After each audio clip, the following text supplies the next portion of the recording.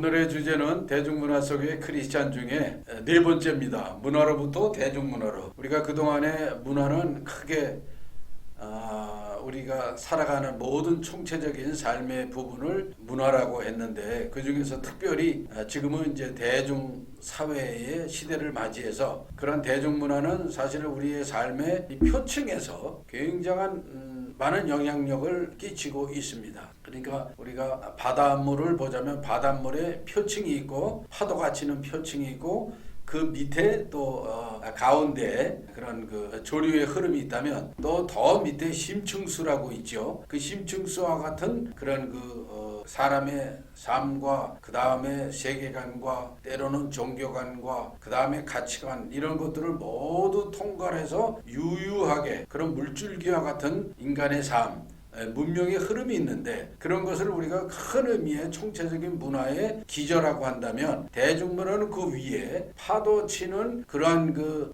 매일의 삶 속에서 영향을 서로 주고받고 하는 아주 일차적인 의미의 그러한 문화, 그래서 대중사회의 문화를 대중문화라고 부르는데, 그런 그 대중문화의 시대를 우리가 지금 살아가고 있습니다. 예전에는 삼강오륜, 유교적으로 삼강오륜, 거기에 군신유의하고 부자유친하며 여러 가지 귀한 그 전통적인 가치들이 있습니다만, 그러나 지금은 삼강오륜의 그러한 그 가치관대로 사회가 작동하는 것만은 아니죠. 예를 들자면 뭐 학생이라든가 그 다음에 특정 계층의 어떤 인권 문제를 통해 가지고 사회의 큰 흐름들을 새롭게 바꿔보려고 하는 그런 움직임들도 일어나고 있고, 학교에서는 선생님이 학생들을 가르치다가 때로는 뭐 매를 든다든가 역정을 내다든가 하면은, 지금은 학생들이 그거를 핸드폰에 찍어가지고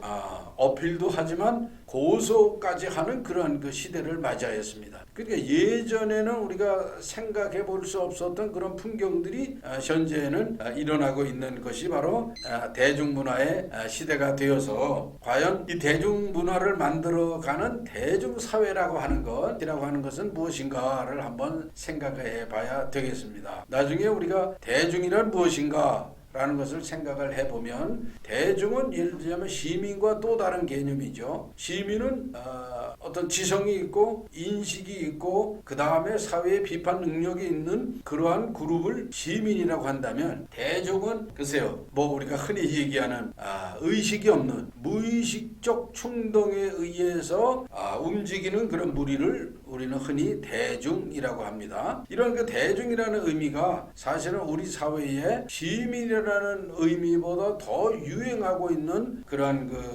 개념이 아닌가, 이렇게 생각을 해보면서 대중사회의 특징을 살펴보면서 거기에서 일어나는 대중문화는 과연 무엇인가 하는 것을 살펴보도록 하겠습니다. 대중사회의 특징은 개인 경험이 일단 등장했다는 거죠. 그래서 예전에 보면은 뭐 봉건사회는 말할 것도 없지만은, 우리가 최근에 한번 60, 70년대까지만 해도 개인의 경험이 그렇게 많이 사회적으로 어필을 하지를 않았어요. 그래서 예를 들자면 학생이면 학생이라고 하는 대표성, 직장인이면 직장인이라고 하는 대표성, 가장이면 가장이라고 하는 대표성, 주부면 주부라고 하는 대표성이 그런 그 사회의 윤리나 도덕이라든가 가치관들을 표현을 했는데, 예를 들면 우리가 IMF 시대를 당하여서 사실은 한 30년 벌써 흘러간 그런 세월이 돼가고 있죠. 그 IMF 시대에 고개 숙인 아버지, 물론 많은 아버지가 고개 숙인 것은 아니고, 그다음에 많은 아버지들이 명퇴를 당한 것은 아니지만, 그러나 일부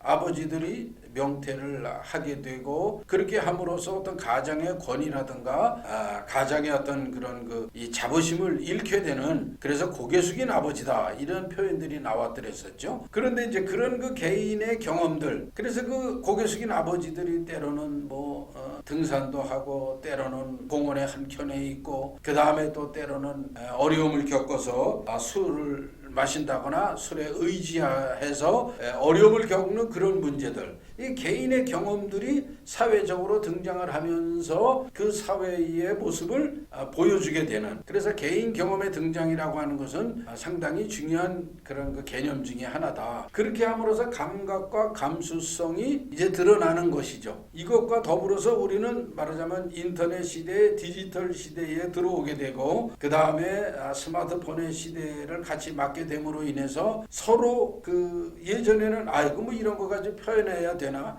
이런 건 뭐 얘기할 필요가 없지, 이렇게 했던 일종의 체면 문화, 때로는 가식의 문화, 우리 페르소나라고 표현을 합니다만 점자를 떨고 체면을 떨던 그런 문화에서 이제는 그럴 필요가 없는 거죠. 자기의 느낌과 생각과 감성을 그대로 표현하는 감각과 감수성이 폭로가 되는 그런 문화가 되었다. 그래서 드라마에 보면은 예전에는 뭐 시어머니의 그런 거 권위가 많이 등장을 했습니다. 그러나 이제는 드라마에서 보면은 며느리의 그런 뭐 반발이라고 그럴까요? 며느리의 저항, 이런 것들이 드라마에서 많이 등장을 하죠. 때로는 감각과 감수성이라는 걸 통해서 드라마를 보면 욕이 굉장히 많이 등장을 합니다. 영화는 더하죠. 예를 들자면 뭐 15세 또는 19금의 그런 그 영화 같은 데 보면 뭐 욕이 아주 난무합니다. 감각과 감수성이라고 하는 게 예전에는 어떤 윤리 도덕이라든가 사회적인 관념에 의해서 또는 방송 윤리에 의해서 가려지고 절제가 되고, 나쁜 말로 하자면 말하자면 컨트롤이죠. 검열이 되었다고 한다면 이제는 상당 부분 그것이 어떤 검열이라든가 자기 절제들을 다 배제하고 그대로 노출이 되는 시대가 바로 대중사회의 특징이다.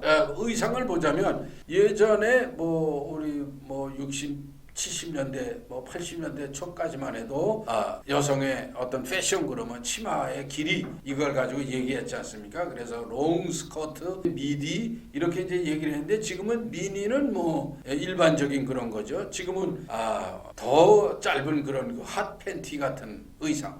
다시 말해서 내가 표출하고자 하는 의상, 감각과 감수성을 숨길 필요가 없다라고 하는 그런 시대가 된 것이죠. 예전에는 몸에 문신을 한다거나 그러면 물론 뭐 이렇게 하트를 그리고 하는 그런 문신이라 할지라도 상당히 가리고 그랬어요. 그러나 지금은 뭐 용의 문신 또는 뱀의 문신 또는 사자 뭐 이런 거를 등에 탁 또는 팔뚝에다가 새기고 여름과 같은 때 거리를 활보하는 그런 모습을 볼 수가 있습니다. 감각과 감수성이 지금은 노출되고 폭로하는 그런 시대가 되어서 자기의 세계를 숨기는 시대가 아니다. 이제는 이런 것을 우리가 알 수가 있겠습니다. 자, 그 다음에 타인의 인격과 감정에 무관심하고 민감하다라고 하는 이 두 가지 양면성이에요. 이것도 여러분들이 아마 잘 아실 거예요. 우리 청소년들이 연예인의 생일이라든가 연예인의 무슨 기념일이다 그러면 뭐 어마어마하게 선물도 보내고 그래요. 그러면 저는 되묻고 싶습니다.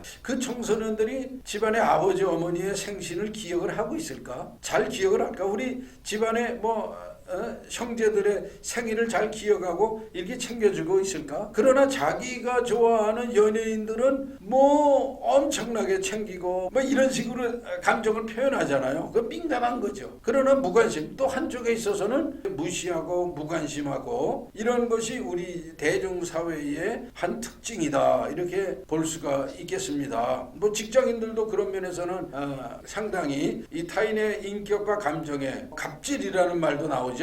이거는 타인의 인격과 감정에 무관심한 거예요. 당신이 어떻게 느끼든지, 나의 아랫사람 어떻게 느끼든지 관계없이 내가 할 말을 해버리고 또는 절제 없이 그것을 해버리는, 예를 들면 언어폭력, 감정의 폭력과 같은 일들이 직장 안에서도 이루어지고 있는 모습이죠. 타인의 인격과 감정에 무관심한 것이 그런 의미의 어떤 감정적 갑질 아니겠는가. 그러나 또 한쪽에서는 나에 대해서는 왜 그렇게 또 민감하게 반응을 하는지, 이것이 바로 대중사회가 가지고 있는 어떤 이중적인 모습이다라고 볼 수가 있겠습니다.